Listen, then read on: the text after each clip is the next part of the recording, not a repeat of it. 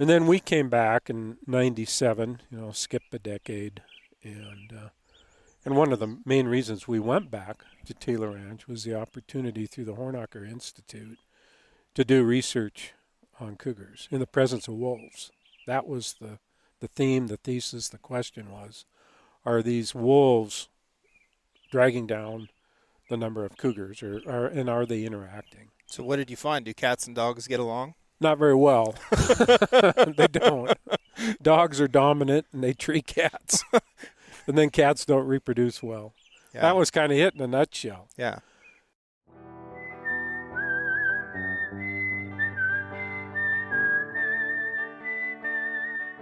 These are stories of outdoor adventure and expert advice from folks with calloused hands. I'm James Nash, and this is the Six Ranch Podcast.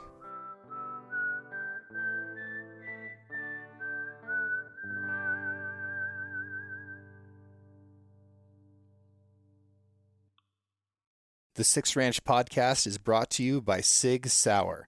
SIG is a leading provider and manufacturer of firearms, electro-optics, ammunition, air guns, and suppressors. For over 250 years, Sig Sauer Inc. has evolved and thrived by blending American ingenuity, German engineering, and Swiss precision.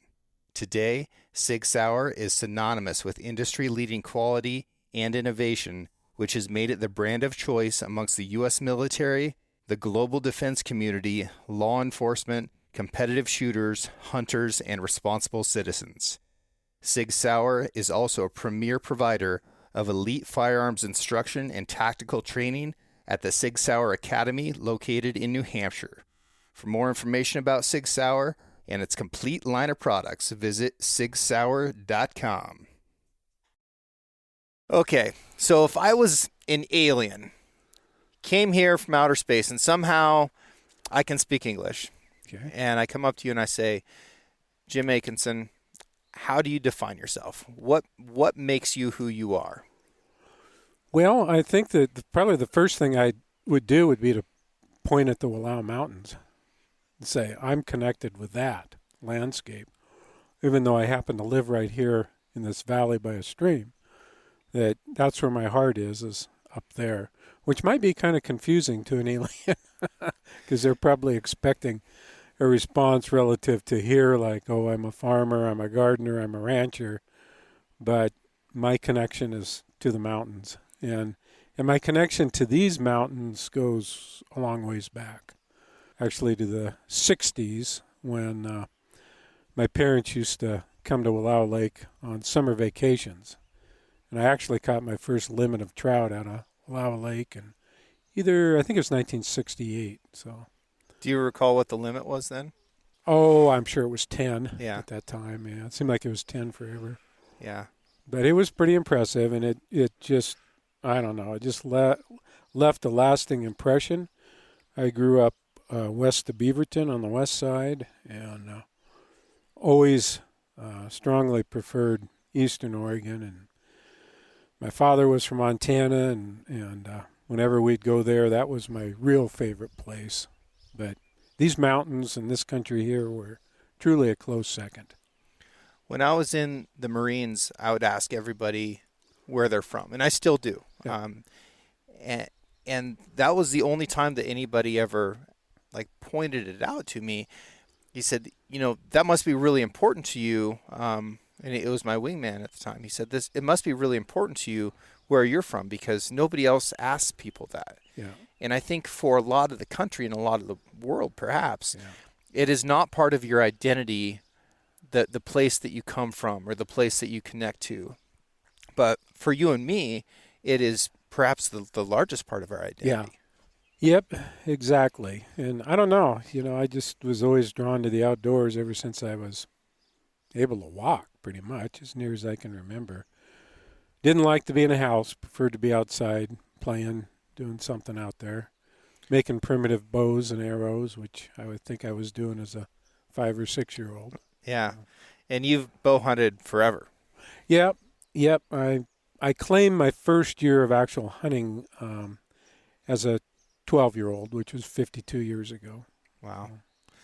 And then what was that hunting season like for you? Oh, man.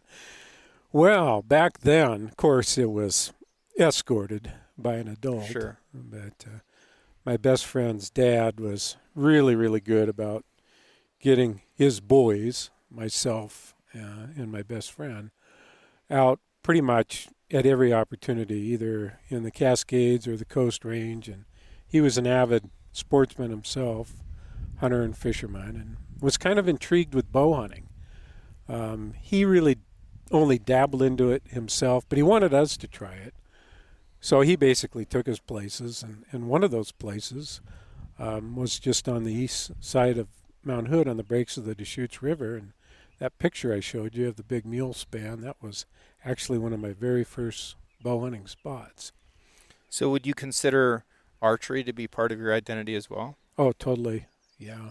It always has been. Even, I guess, in a professional sense, when Holly and I lived at Taylor Ranch and ran a field station for the University of Idaho and hosted archaeologists, I like to consider myself a expert witness relative to how the sheep-eater Indians would have conducted their hunting activities, which were purely bow hunting for bighorn sheep and deer and other species. And how would they have hunted? Well, that's a good question. And this archaeologist, he was looking at basically the subsistence pattern, the lifestyle of the sheep-eater, the Tucutica Indians. And that was his research project. And he actually had funding from the National Geographic. It was a pretty major endeavor, and there really hadn't been anything of significance done on the Idaho sheep-eaters. And they really were most known for their bows, which were made out of sheep horn.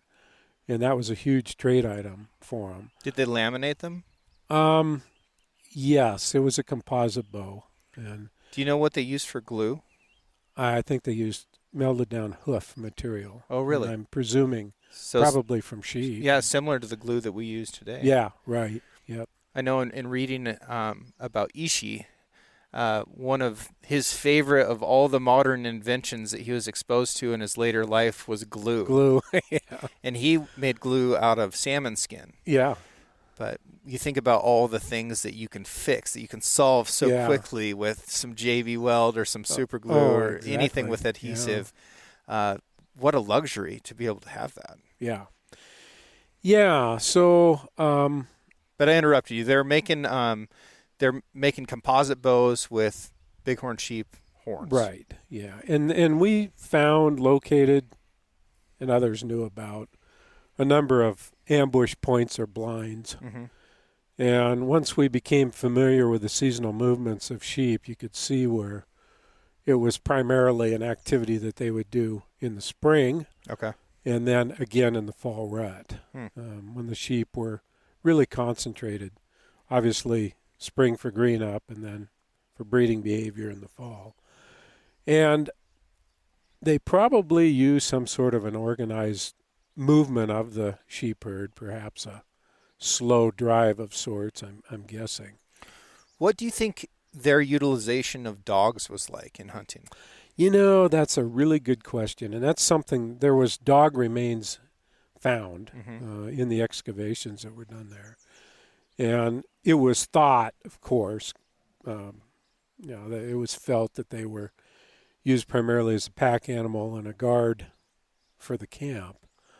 But what you brought up is a very good question, because I wonder if they didn't use them for flankers or corrallers or movers. Blood trailing? Blood trailing would be another, that'd be highly important to them. I mean, these weren't the most lethal arrows and broadheads that the earth has ever seen. There was a lot of wounding going on, and the stakes are high. You need this meat. You need it. Yeah. I would have absolutely put a dog on that. Yeah, for sure. Yeah, maybe even to finish off. Sure. What's been started. Yeah.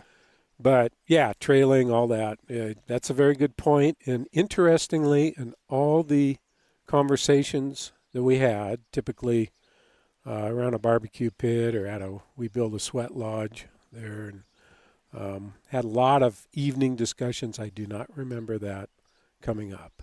Yeah. It may not have come up for me if I hadn't just used dogs to find an animal in Texas earlier this year. Oh yeah. And it was a terrific experience for me. Yeah. Yeah. And Way better than losing them and having sure. them rot. And I, as it turned out, where I stopped the blood trail, I was really close to where this axis buck was.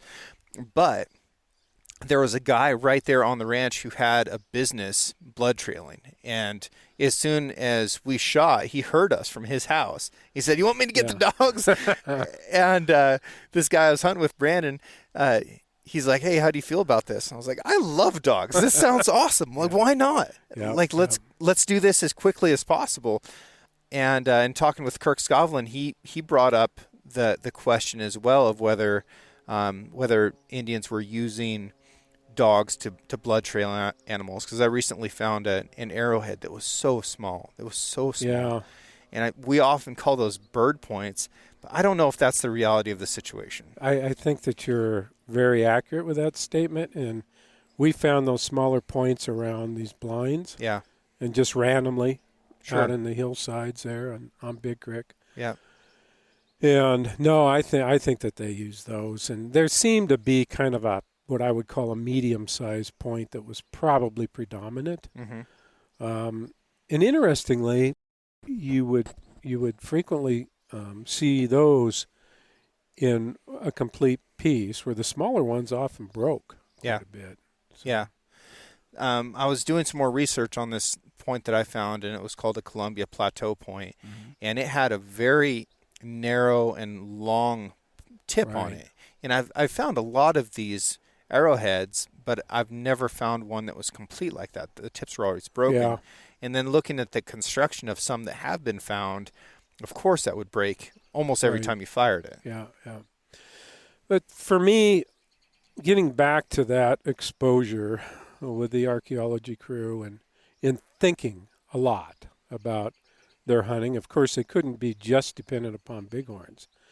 And that Big Creek, Middle Fork of the Salmon Country is great for mule deer. And actually, I think in the excavation work they found as many mule deer bones as they did bighorn sheep. Interesting. So again, likely capitalizing on the time of the year that they'd migrated in for, I'm fairly certain, the rut, the November rut. And it kind of led to a hunting style for me that's different than the norm of spot and stalk, which was one of acclimating or having a group of mule deer get accustomed to my presence through seeing a lot of me. And I actually, in my favorite hunting spot, would spend 2 weeks prior to the beginning of the season up there. I called it scouting, but what I was really doing is getting the does habituated to my presence.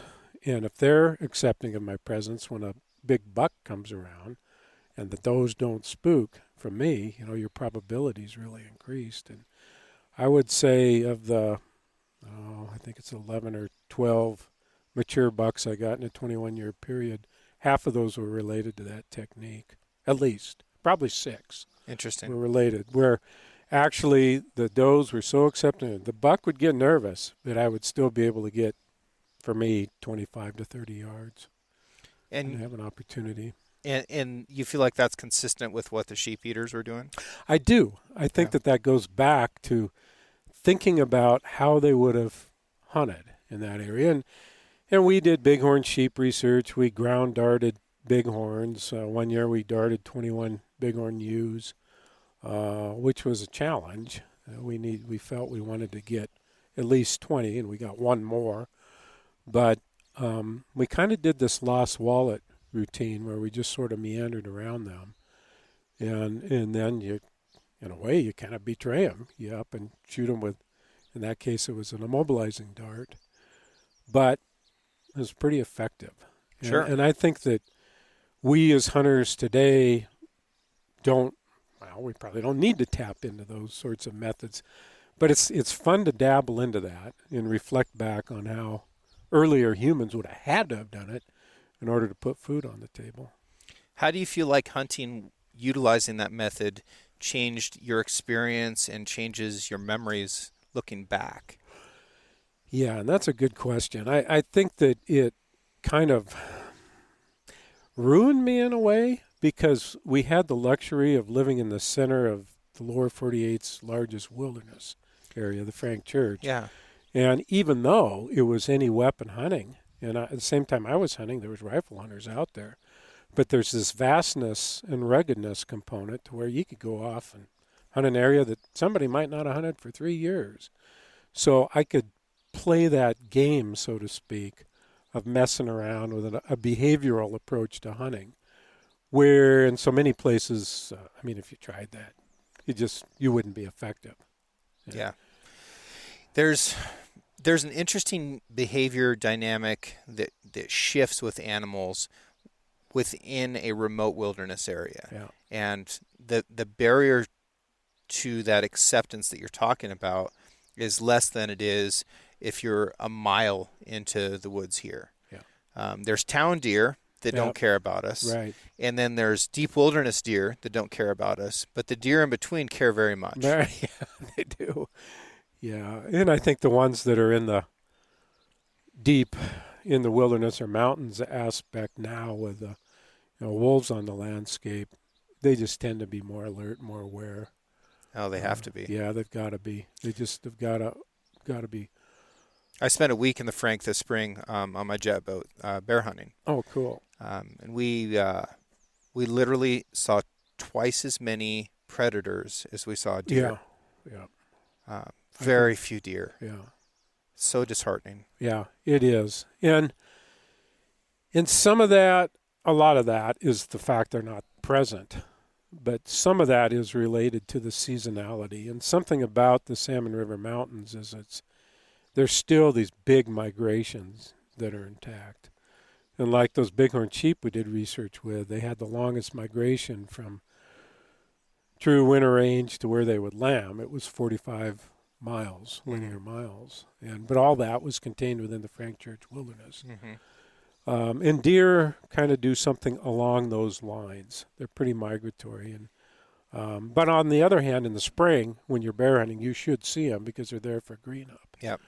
So, but I'm just saying, that's a phenomena of that piece of country. And I know Fred Bear and Glenn St. Charles, they did a famous bow hunt in the 60s. They floated the middle fork of the Salmon and then a little bit of the Main. And there's pictures of Fred up on a top of a mountain looking down in this awesome canyon. And those pictures were taken about 15 miles from where we lived for 21 years. Tell me more about that. Like what compels you or what brought you to live inside a wilderness for that long? Well, frankly, 1982 when we first went there, we had 2 different tenures. We were there from 82 to 90, back in La Grande from 90 to 97, back in Idaho from 97 to 2010. And the first go-around, it was a professional job opportunity. Mm-hmm. And, it was, we were 25. What was your job? Holly and I were hired as the managers of the field station. And the University of Idaho had basically allowed an outfitter to lease the site, and he and his wife did caretaking duties. They kept the place up and kept their 30 head of stock there and did their business.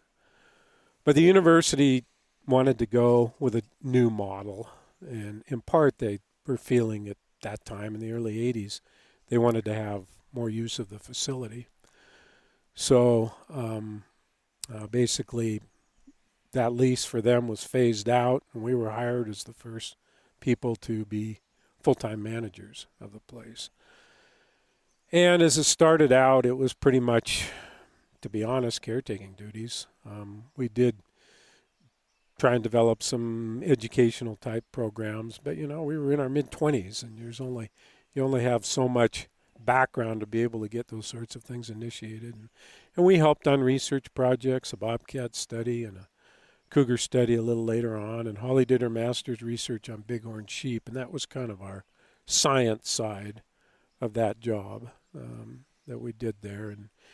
And then later, like in the later 80s, we developed these internships where undergraduates would come spend the summer with us. And by that time, we'd spent 5 or 6 years there full time, and we had more to offer from an educational perspective. And the students would get involved in whatever we were doing, which at that time was pretty intensive work with bighorn sheep. We were tracking them to their lambing areas and trying to document, production of lambs, mortality of lambs, causes of death, and recover carcasses on the sheep that had died from disease. So how would you describe the scientific method? In general, or pertaining to the work we did, like with bighorn sheep? Let's say pertaining to the work that you did. Okay. Well, that was very much a management-driven project because there was concern about the numbers starting to drop off in sheep that were being counted in February, and lamb numbers were down, and we had actually observed coughing. Okay. During the rut, the bighorn rut. So did it start with a question? It started with a question. Yeah. And what was the question? The question was basically, are the sheep dying from disease? Okay. And then if they're dying from disease, what is that disease? Mm-hmm. So, and this was like in the 80s, and it was right as Pastorilla and other Pastorilla hemolytica and multocida and all those variations of what ultimately caused pneumonia in sheep was spreading around Idaho and parts of Montana, and I think even some of here with these sheep in the Snake River country. But it wasn't known for sure. There was other things that were killing sheep. It just seems like they're kind of pre-programmed to die from one thing or another. And there had been known contact with domestic sheep and wild sheep, although the sheep we were working with were like 3 herds removed. They were quite isolated.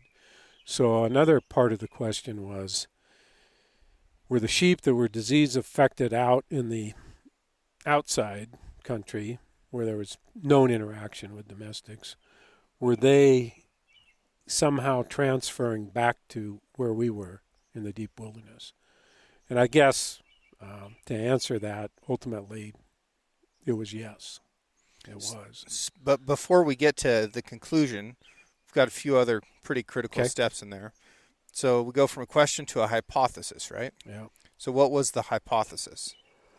Well, the hypothesis would have been that the limiting factor on that population was driven by disease. Okay.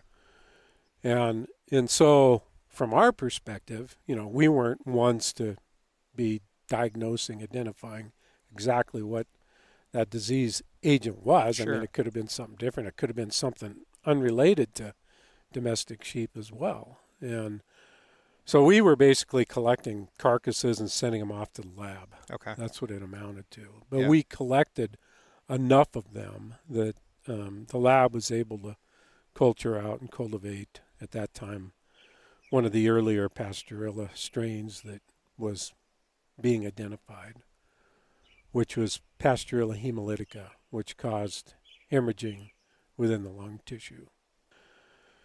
And ultimately, pneumonia was the cause of death. And it was it wasn't immediate. It wasn't like they were born and then they died 3 days later. It was something that occurred after they'd been up and running for a while.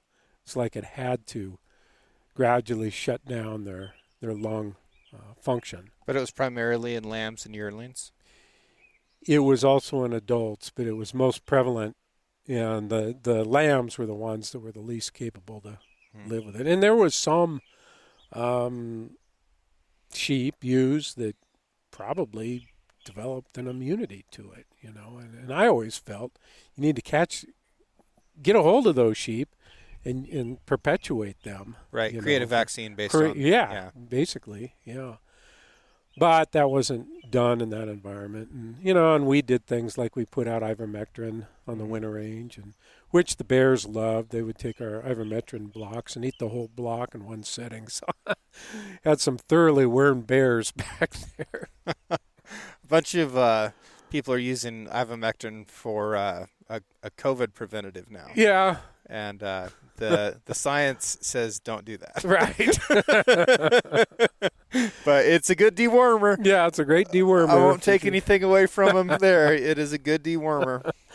Yeah, but those were, that was high adventure. And like I said, we were relatively young. By the time we were doing that sheep research, we were 30-ish in that time frame, and physically very capable to get out, climb around in the places where the sheep went. And we got in some pretty darn hairy spots in cliffs where we were scooting out a ledge to recover. I remember one time scooting out a ledge in the cliffs across from Taylor Ranch, the Cliff Creek Cliffs, and the ewe was acting kind of aggressive to me, but then to something else that I couldn't quite see.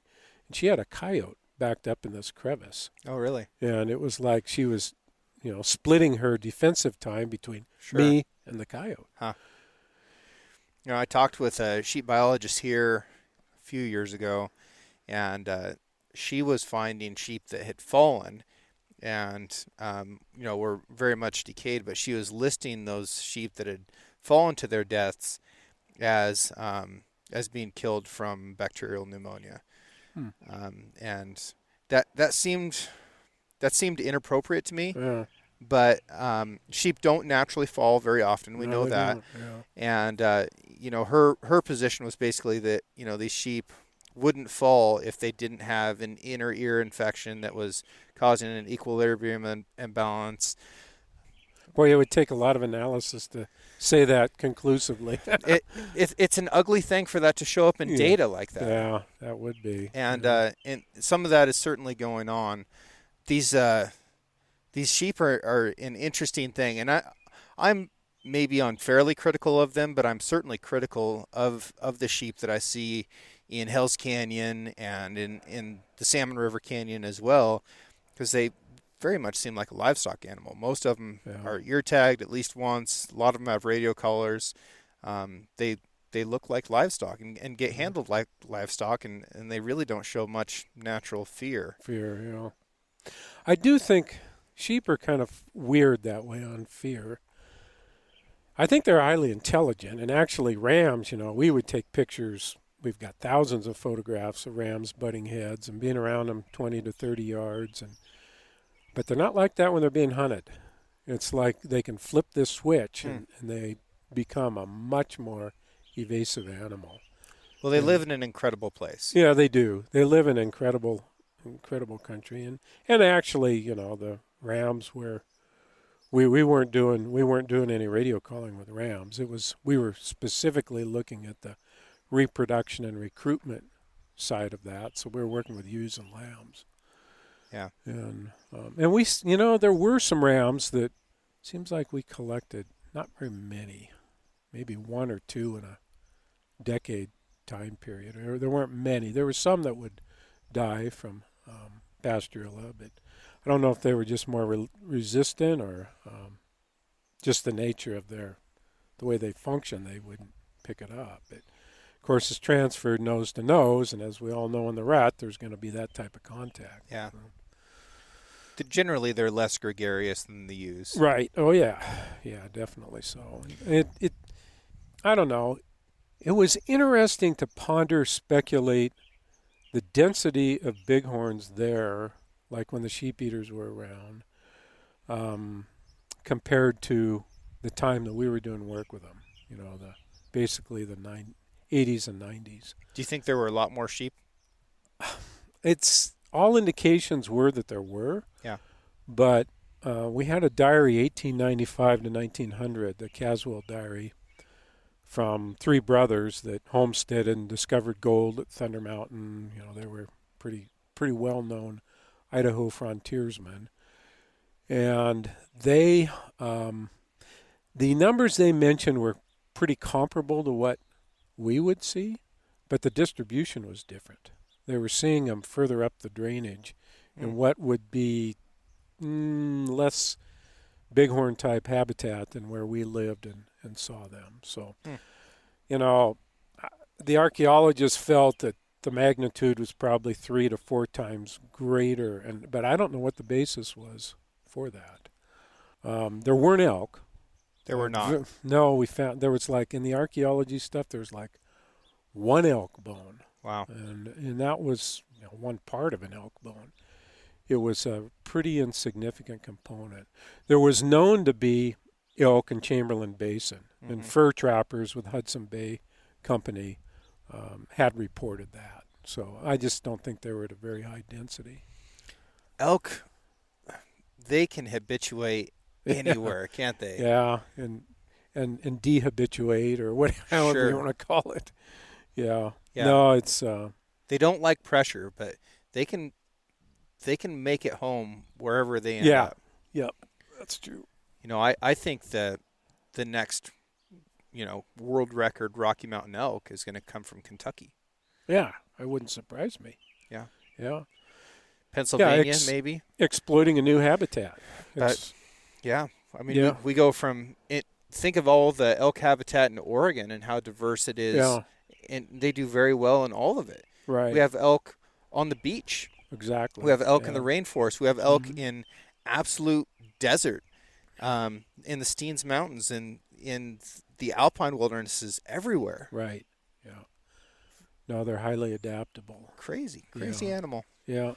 They've got a few weaknesses in how they function, which I think wolves have brought to light. And some of that might be habitual tendencies to spend the winter in such a place that makes them more vulnerable. Yep. And I think especially early on, after a while through learned behavior, they seem to adapt better. But what we saw in Big Creek is once the wolves showed up in any kind of significant number, the elk changed their behavior. And not real quick, though. They were a little slow to respond, and that change was to go into the rocks. What I found in the elk surveys that I did this spring is the herds of elk that were less than 30 had 0% calf survival or close to it. And then the herds of elk that were 100 plus, which is not something I'm used to seeing, especially in that area. Yeah. They had tons of calves. Yeah. Tons of calves. Yeah. Well, it's kind of the muskox type thing, they can, I don't know, you've got more adults to provide some element of protection is part of it. And there's all those extra eyes for earlier detection. There's just a number of variables. Sure. But, up here in the upper Imnaha area where I archery hunt, there's times when we'll see in bow season in September herds of 200 to 300 head. Mm-hmm. And that grouping like that's related to wolf contact, wolf harassment. Yeah. What were you studying with bobcats? We basically were helping a PhD student who was doing a density general biology study on bobcats, and it really wasn't known what there was for numbers of bobcats in the Frank Church or in that central Idaho block of wilderness. And he found the densities were fairly low, low to medium, I guess, compared to other parts of Idaho. Certainly there's parts of Idaho that had much higher densities. Yeah. Is that a prey base issue? It's probably related to prey base. Now, we saw some interesting things that seemed like they were somewhat desperate, like bobcats killing deer. Yeah. And, tracking the time from they jump on the deer to the time that they finish it off, and they've taken a beating. Sure. Usually by the time they make a kill of that deer. I'm glad bobcats aren't bigger. Yeah, they're ferocious. They would rule the world. They would rule the world. They've got such an attitude.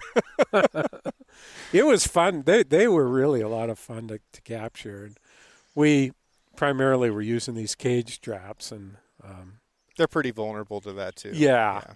Well, and after a while, they recognize they're going to get a chicken meal, and so they're not stupid. Free lunch. Yeah, free lunch.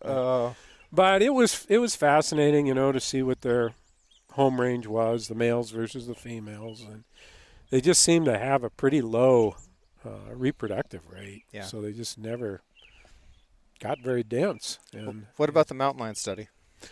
Well, the mountain lion study, of course, that place has a very deep history of mountain lion research, and it goes back to Morris Hornacker's work in the 60s. I'm not familiar with that.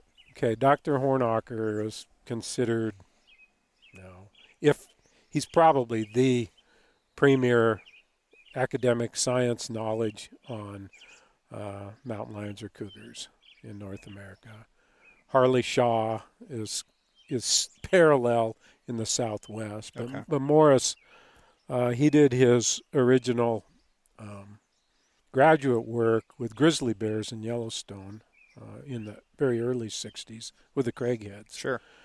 And then he went on to do his doctoral work, decided to do it on something different, and he picked cougars, mountain lions, and picked the Big Creek drainage. So he did his research. He was actually a student with the University of British Columbia at the time, but that led to a faculty position at U of I. And he, in the 60s, he and his houndsman Wilbur Wiles were renting space at Taylor Ranch from the Taylors, Jess and Dorothy Taylor. And ultimately, it was that his interaction with Jess, in particular, convinced the Taylors to sell to the University of Idaho and create that field station. But Morris's work was very foundational. It was before telemetry. They were doing mark and recapture of cats and covering a lot of ground. And the density of cougars was undoubtedly higher at that time than any of the following decades where there was continued work. He had a PhD student, John Seidensticker, follow up his work, and then there was the bobcat study and a blank in work with cougars, except for anecdotal related to what was observed with doing the bobcat work. And there was there's at least a couple bobcats that were killed by mountain lions. Sure. But that led to a renewed look-see at cougar and cougar density in the late 80s, and we got involved. That's when we first got involved, really, with working with cougars, was at that time. And so we put out callers, and this is all pre-wolf. It's when the deer population was fairly stable but was beyond a peak, elk numbers were on the increase. So I think that was a period of a pretty high density of cats. And then we came back in 97, skipped a decade. And one of the main reasons we went back to Taylor Ranch was the opportunity through the Hornacher Institute to do research on cougars in the presence of wolves. That was the theme, the thesis, the question was, are these wolves dragging down the number of cougars, and are they interacting? So what did you find? Do cats and dogs get along? Not very well. They don't. Dogs are dominant, and they treat cats. And then cats don't reproduce well. Yeah. That was kind of it in a nutshell. Yeah. And were the wolves catching very many of them? We weren't seeing direct catching that we were picking up, but we really wish we would have had GPS technology. We were just on the cusp. There were some GPS collars around in the late 90s, but one, they were expensive, and two, the bugs hadn't been worked out. Right. So we were using regular VHF collars, and we did notice when the wolves were around, the cats would do pretty radical movements.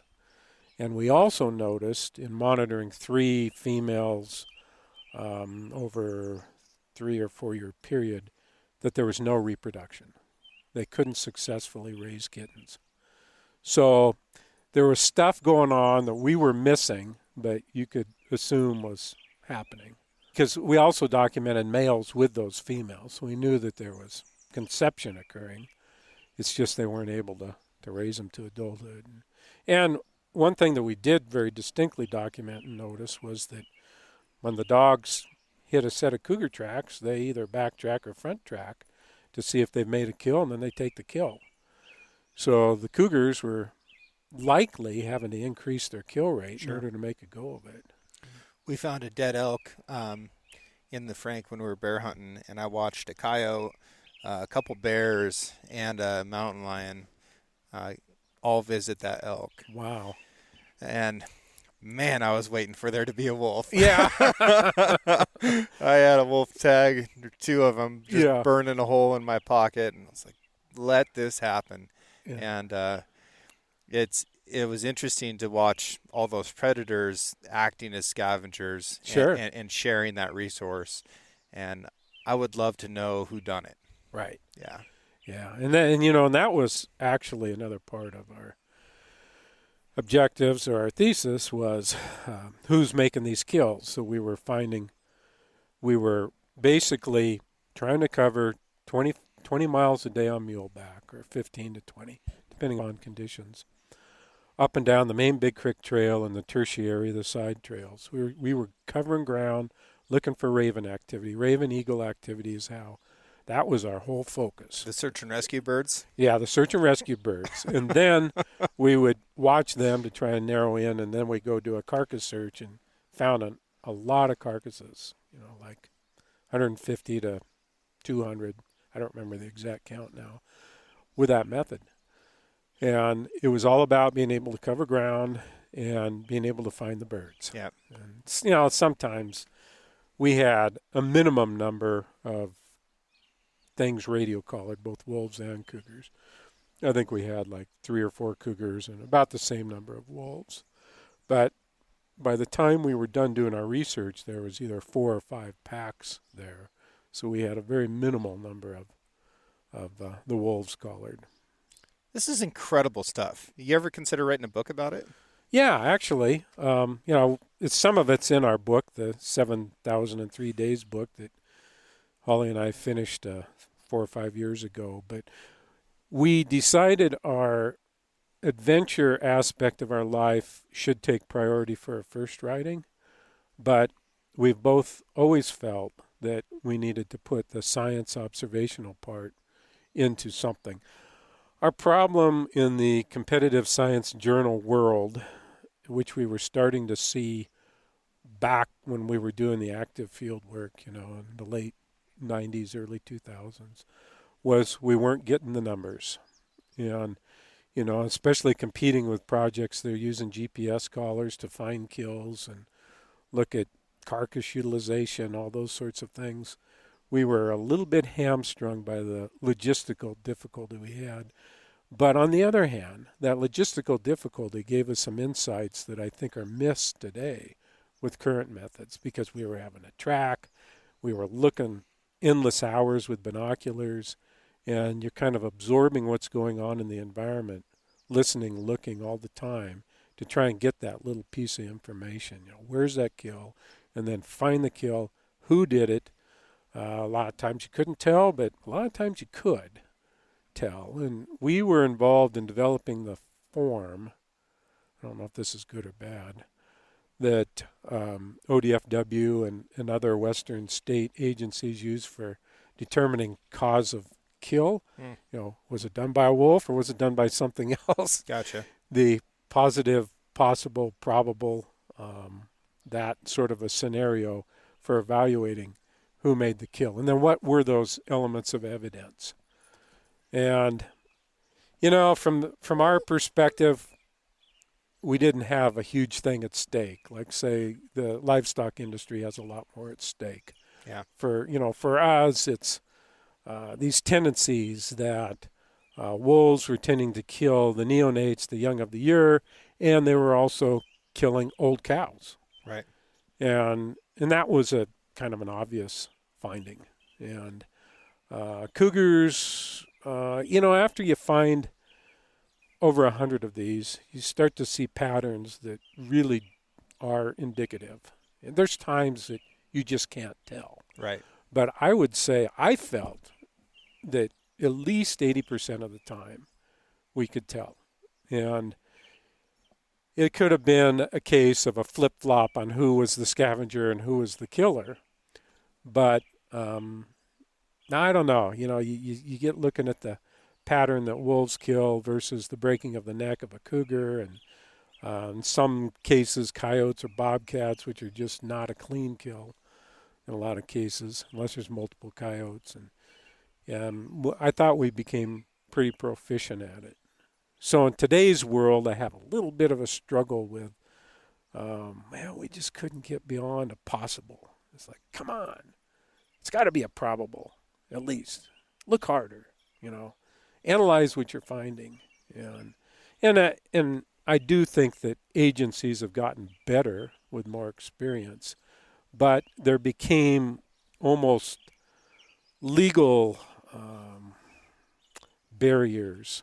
You know, there's so much at stake for it, where we weren't as bound by that. Sure. So No, there's significant political pressure to not say that a wolf Yes. kill is probable exactly, or confirmed. I know Yeah. it. Yeah. Yeah. And, No, there's been, of course, cases where, there's an abundance of evidence that it was wolves, but, it's still not considered confirmed. yeah. And that's tough. It's tough for everybody involved. We did a wolf podcast where we talked a lot about that. But tell me a little bit more about 7,003 Days. Okay, this book, which I felt after our first tenure there, which we left in 1990, Mm-hmm. and I felt at that time I wanted to write a book about our first 8 years. And I kind of got started, but then I got involved. I worked for ODFW doing cougar and bear research out of La Grande. I just flat out did not have time to write a book. Yeah. And, I was at the whim or the call of all these houndsmen that kept treating cougars and bears that we were trying to put radio collars on. So I just kind of put it off. But then when we had the opportunity to go back in 97, my initial thinking was, by 2000, I'm going to get that book cranked out. But again, there was so much going on. We'd experienced a massive wildfire, ecologically, Big Creek, and that piece of the Frank Church was kind of turned upside down by all this fire. And it's like, well, I don't want to write something yet. We're in the middle of something really big. We need to be able to talk about how it ends up. Right. So didn't do it there. But the basis of this book, the 7003 name, comes from the daily diary that we kept. Okay. And we had 7,003 days of diary that we felt job related. Somehow we had to account to the university for them to pay us checks that we were doing something. Right. So we would just write down the main events of the day. And from 82 to 90, when we did that, it was pretty boring, actually. We didn't capture kind of unique sightings, events, adventures. But when we went back in 97, in between 97 and 2010, I knew that we needed to, if we had something unique happen someday, we really needed to describe it. So, and I'm really glad we did, because that became the foundation of the book. Started the book just writing, pulling out the actual excerpt from that day, and it did not flow. I mean, it was just real herky-jerky. I didn't like it. And I knew there was no way a publisher would like it. So I kind of modified it. I did one modification on it, and I thought it was worth showing to somebody. So we took it to Caxton Press in Caldwell, Idaho. And they took a look at that and said, you got something here. You've got great adventure, but you don't have a theme that really blends with the theme we like to publish, which is history. Preferably Idaho, but it can be anywhere in the Northwest, and I know they've really expanded with that quite a bit. They're doing quite a bit in Oregon now, but publishing historical excerpts. But so I went back into that, and I connected it to a theme of old Idaho and us occupying a time there between 82 to when we left in 2010, a real transitional time between the old ways and the new ways. There were some constants that you could say were new relatively, such as aviation, which ever since the late 20s has been a part of the Idaho backcountry. But, and even that changed some over time.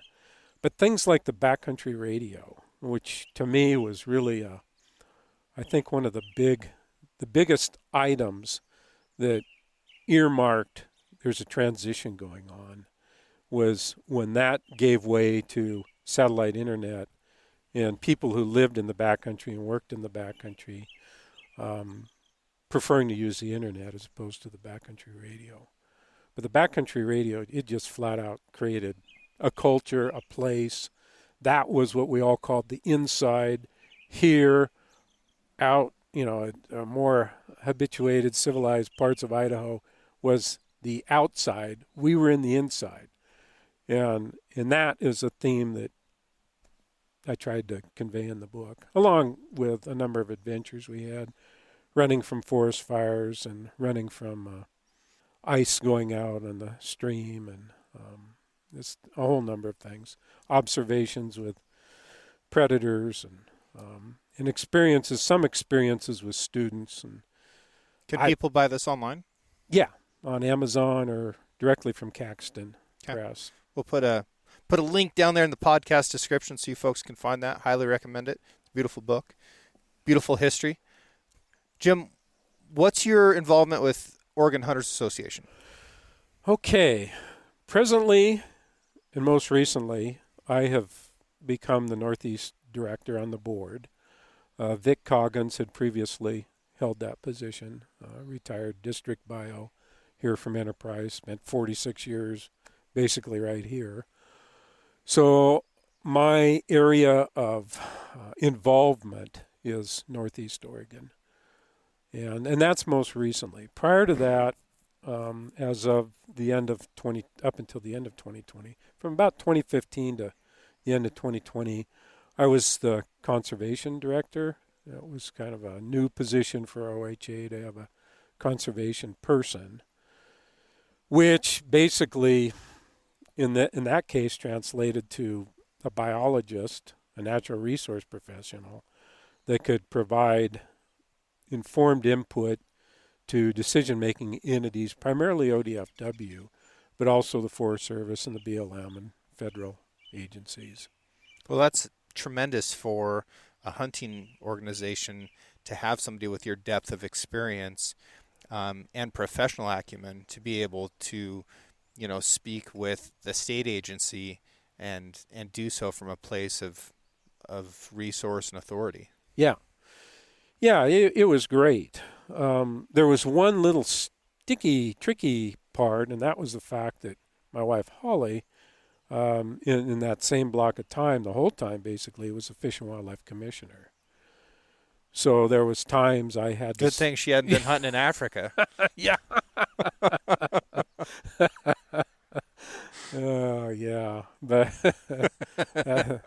that's a separate sad story. Yeah, that's another story. But anyway, she there was times when she had to declare potential conflict of interest when I would give testimony. But I think for the people that knew us, they had no concern about Holly listening or being swayed by me.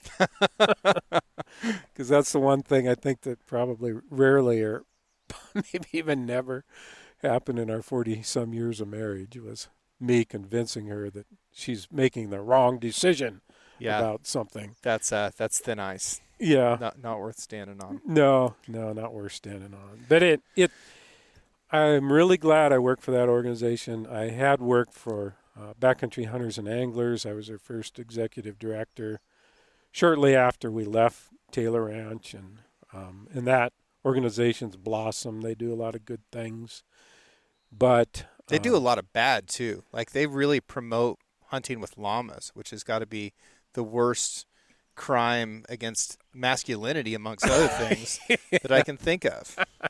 Yeah. How do you feel about llamas? Llamas in the backcountry. I'm not a fan of them, and it's because it's because I'm a mule and horse guy. Yeah. And they just are not compatible. No, they don't have any business being in there. Come on, get out of here with your llamas. It's crazy. Yeah, but that kind of led to, I guess I got the familiarity with how sportsmen's organizations function in today's world. Sure. I think it was really an asset when I did go to work for OHA, which I really preferred for a number of reasons. Yeah. One, it's state level, it's more local. Yeah. And I really, I don't know, found a happy home with OHA. So outside of all that, I'd like to talk a little bit about the proposed archery regulation changes in Oregon. Yep. And I don't want to talk about it necessarily, for my own sake, but I've had more people ask me to do an episode just on this one subject than any other subject. Yeah. And it's really it's not something that I can personally speak to on a state level, but I feel like you can. Yeah. And can you kind of give us a breakdown of what the situation is, what the proposal is, and then where you're standing on it? Sure, you bet. So basically, this is a portion of what's called by ODFW regulation simplification, or it was originally. But it manifested, and they know this now, into something that was broader. And there was the simple aspect of making the regs easier to read, which they're still difficult, but there have been improvements to the regs through this process. It started 3 years ago. And us sport group representatives were forewarned that perhaps the biggest focus 3 years down the line, this is 3 years ago, was going to be on archery regulations, because they really hadn't been changed or studied, analyzed, reviewed fully in about 20 years. There was an archery review. There's been a couple that occurred in that time period, but not the full gamut. Yep. So that occurred, and I think ODFW felt they needed to hear from different segments of the public. One was the organized aspect, which is OHA, OBH, OOC, all those entities that represent sportsmen's groups. But then there was the general public too, which they tapped into primarily through a survey. Random survey, X number of people were selected to fill out the survey. And then there was a proportion that said, there was a question that said, what is your preferred form of hunting? Is it archery? Is it gun? Is it rifle? So then they segmented off, and they analyzed archery, those that responded archery independently. And I think they got some good information as to, is there too much crowding? Is there not enough opportunity? Has it changed significantly? What would you like to see in terms of improvement? And those responses were used to generate points of discussion and ultimately points of staff-driven recommendation for change. But that was kind of one side of it, and that's more the social side of it. And then there's the biological aspect, and then there's the focus of where the elk are, which is these 16 or so units that are pretty much contained by the Blue Mountains, the Eagle Cap, Hell's Canyon. Yeah, anywhere in eastern Oregon that has a tree. Yeah, right, and it has elk. Yeah, pretty much. I mean, the Cascades, they kind of got left out of this ultimately, as it turned out. Yeah, completely. So, yeah, and the original proposal was to go controlled for archery for elk. Well, of course, there was controlled for deer, for mule deer, and that, as we know, was a very biologically driven one. That was something that you and I worked on together. Right, we did. We did work on together, and you provided significant input on that, as I did too through OHA, and that was kind of a no-brainer.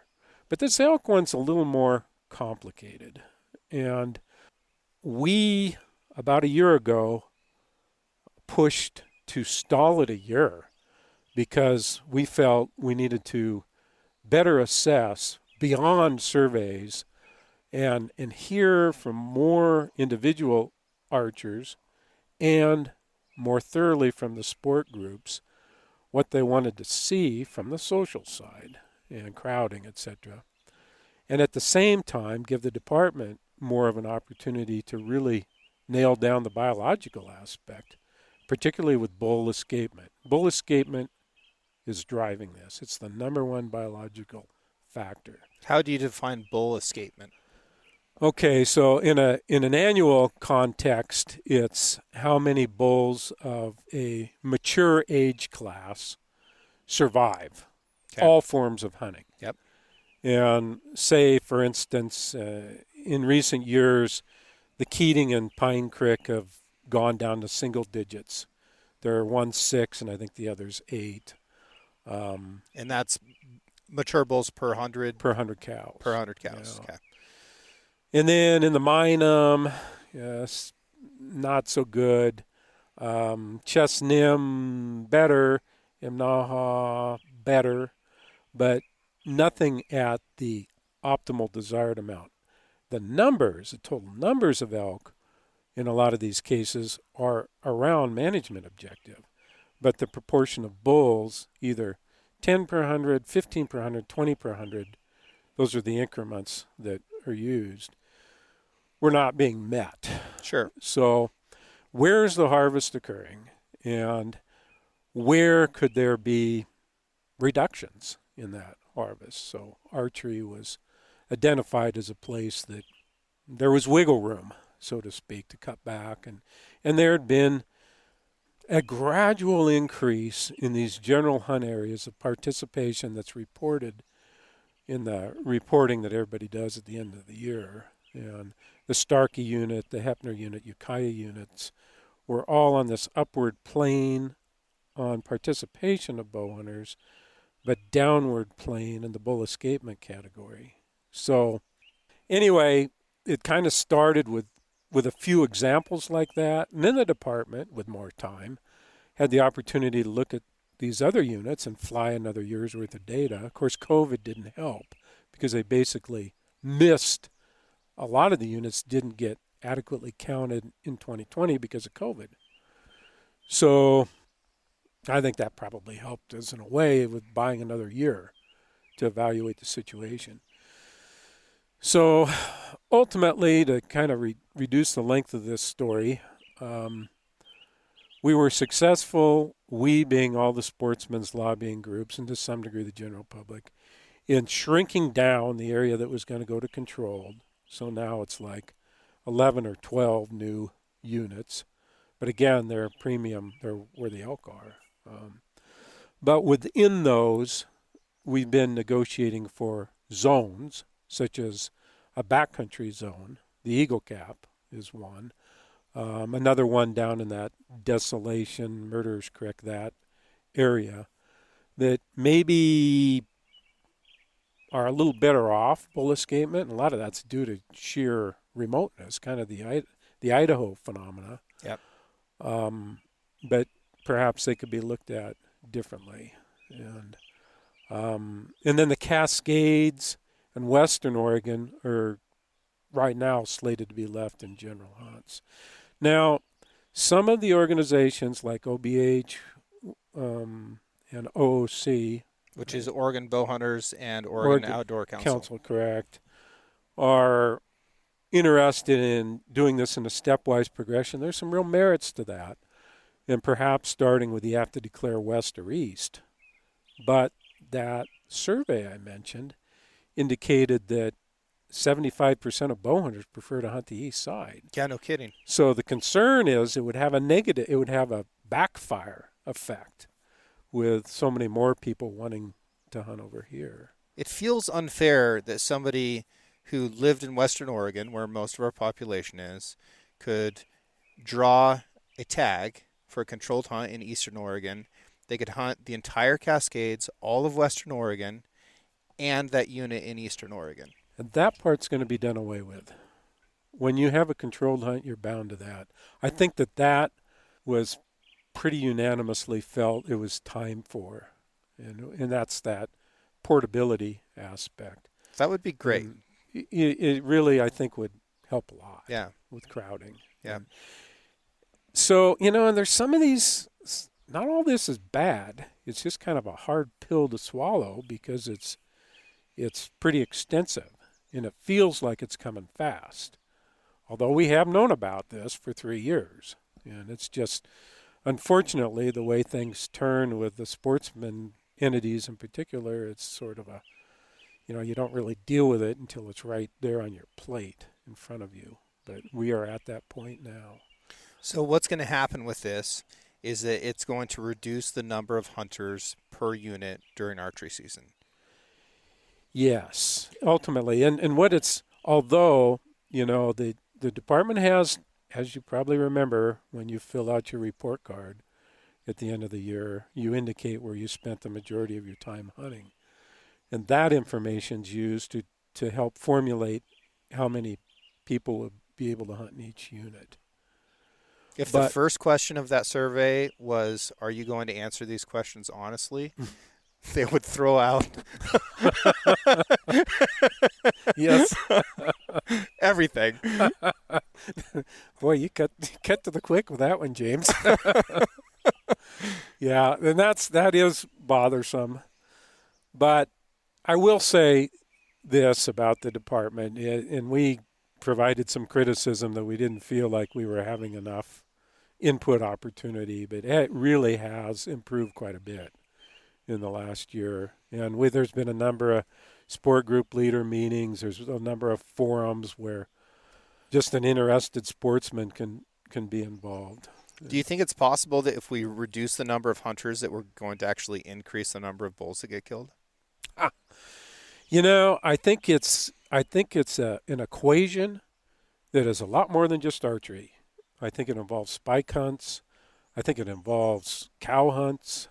I think it involves an elk distribution phenomena that we just never seem to be able to get on top of. Yeah, I'd like to see more cow harvest. I would too, and I'd be happy to have the same hunting opportunity and end up shooting a cow. Yeah, I tell people all the time, in one of the things that I hear repeated the most, and I don't think that people actually believe it.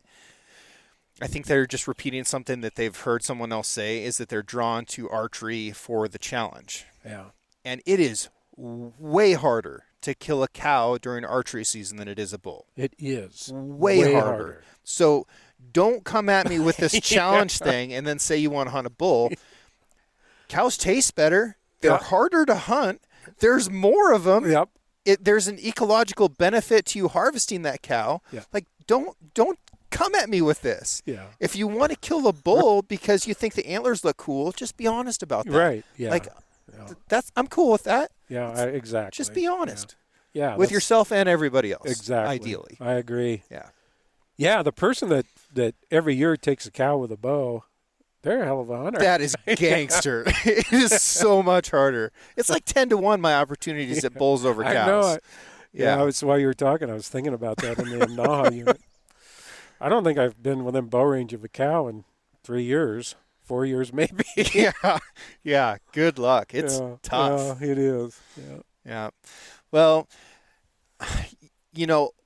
ODFW listens to OHA. They really do. And you always come at them from a position of knowledge and respect, and that gets returned.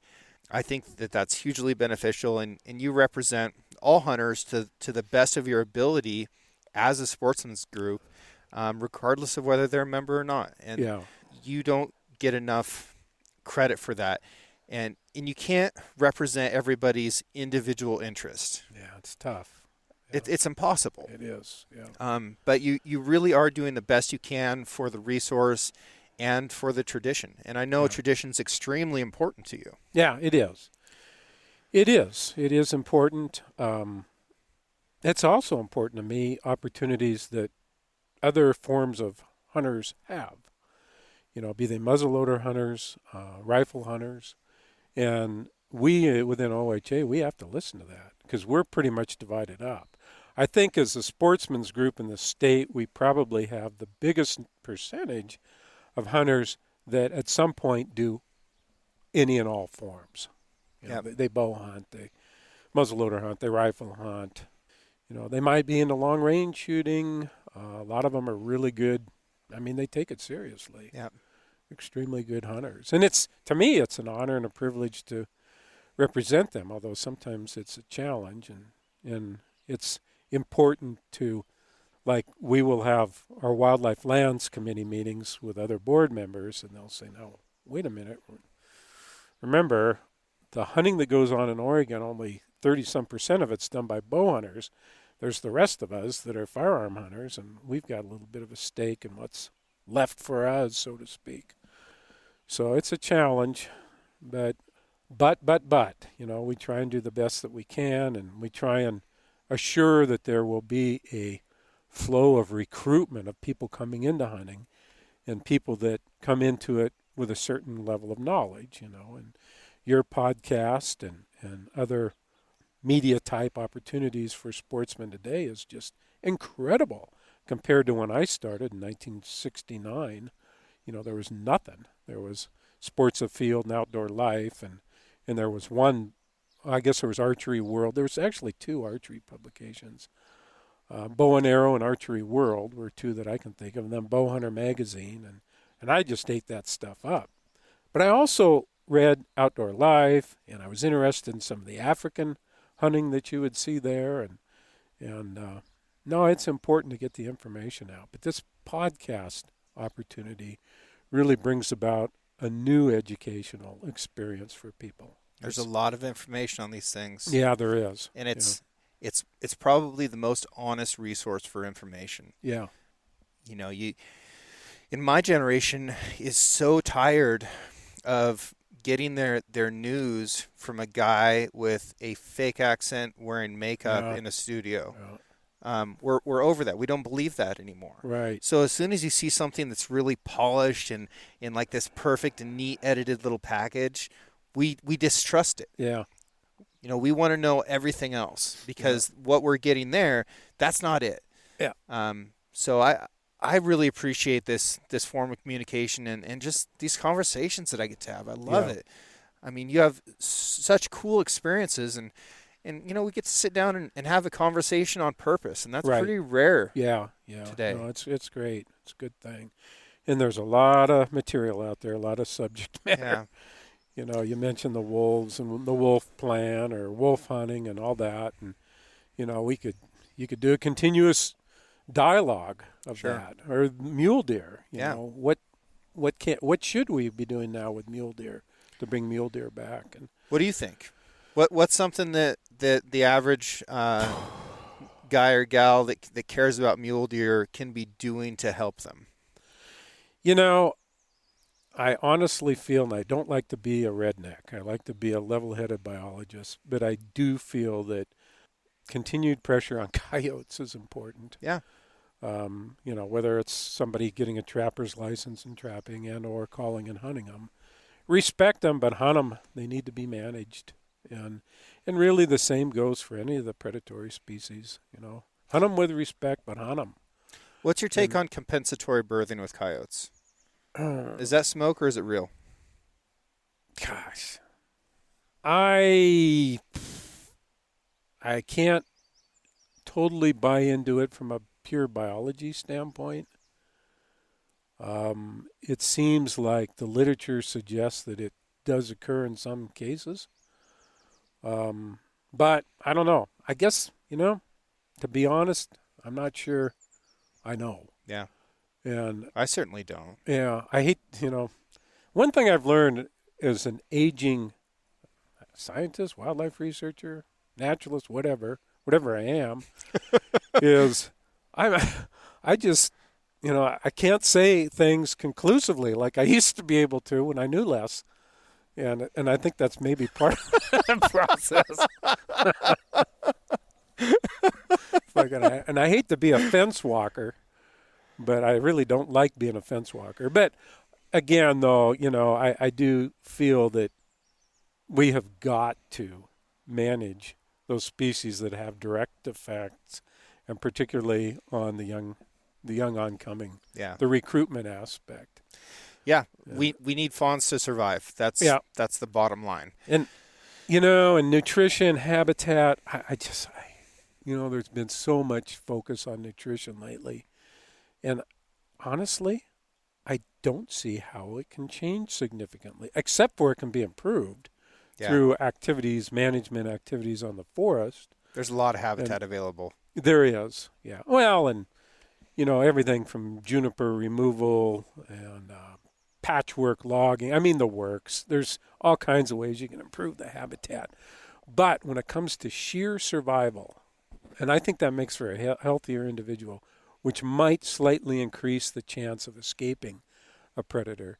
But we've got predator numbers like we haven't had before. And really, to me, that's one of the big issues. And we've got human numbers, too, that are big. It's just... It's multifactorial, and it's never the one thing that you're mad about. It's a lot of things. It's a lot of things. It's a lot of things. Yeah. But I agree with you. Like, if you can go out and shoot a coyote, silver star. If you can shoot a mountain lion, gold star. Yeah. Like, those are ways that you can really significantly help a mule deer population, and they need our help. Exactly. They need our help. Yeah. And I guess my big thing on that is, I think it's a cool opportunity to hunt. And you're doing a management tool or action. Sure. But people need to do it respectfully too, so it's more palatable to their family members or their neighbor or whatever.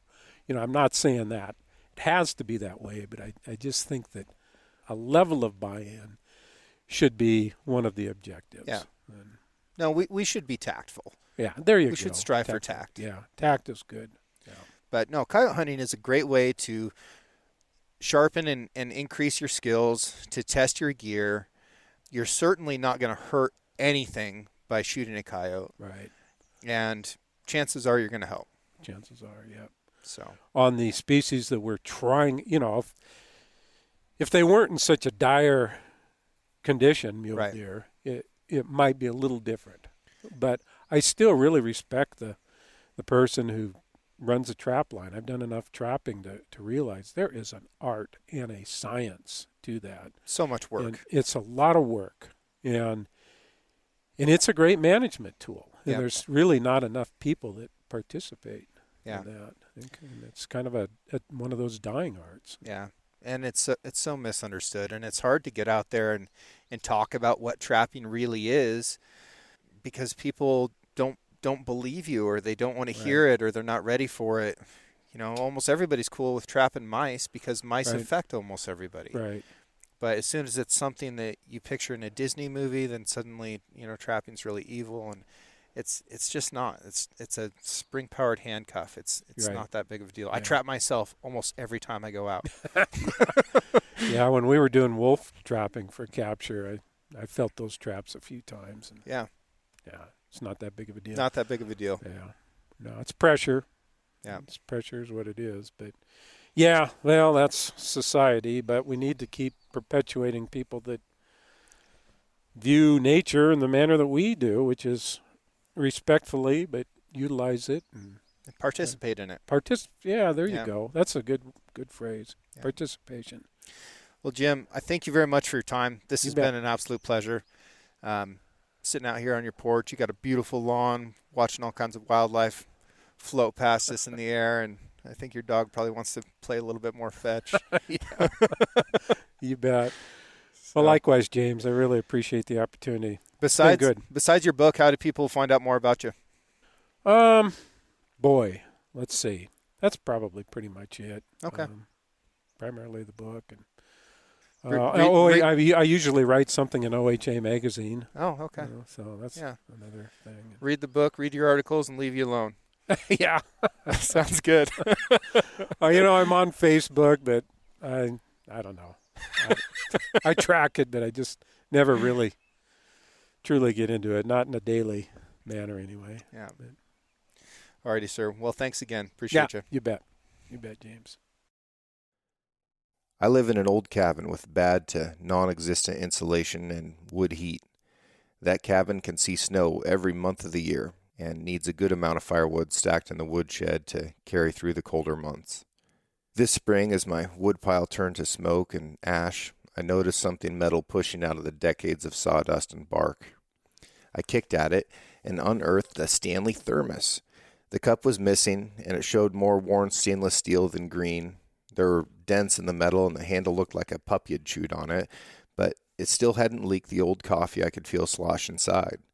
It took me back to memories of cutting firewood with my dad, waking up early for an elk hunt, or going out to the canyons to gather cattle.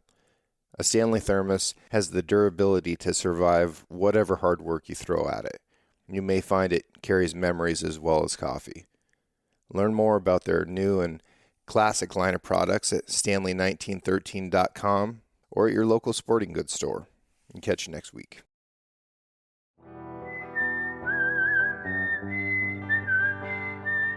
Thank you for listening. If you enjoyed this episode, please subscribe and share the show with a friend. You can also rate the podcast and leave a review. Your support allows me to keep doing what I love, which is meeting incredible folks and sharing their stories with you. For more content and photos, follow the show on Instagram at Six Ranch Podcast or me at Six Ranch Outfitters. This episode was produced by Emily Brannigan, with original music written and performed by Justin Hay. Art for the Six Ranch Podcast was created by John Chatelain and digitized by Celia Christofferson. Tune in every Monday for a brand new episode of the Six Ranch Podcast. I'll catch you next week.